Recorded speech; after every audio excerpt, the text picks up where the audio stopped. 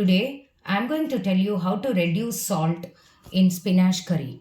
Here, I'm going to give you a set of 3 tips. Listen to all of them carefully because any one might be very useful to you according to the type of curry you are making. Apart from this, if you have any other doubts or queries, you can leave it in the comment section below.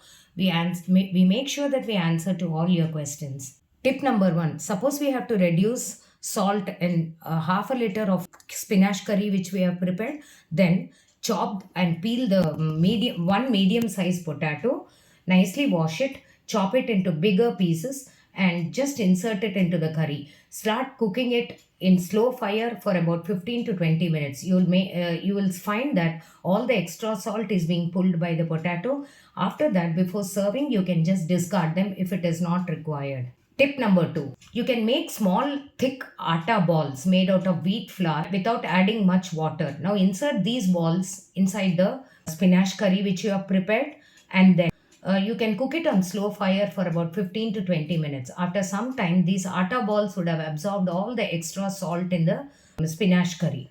Tip number 3. For the same amount of spinach curry, you can try adding about 2 teaspoons of lemon juice or a teaspoon of vinegar or a ladle of yogurt, and then mix it well and cook it on slow fire. In the place of acidic agents, you can also try adding coconut milk and balancing it, or normal milk. This will also help you to reduce the diluting and reducing the extra salt in the spinach curry. Thank you.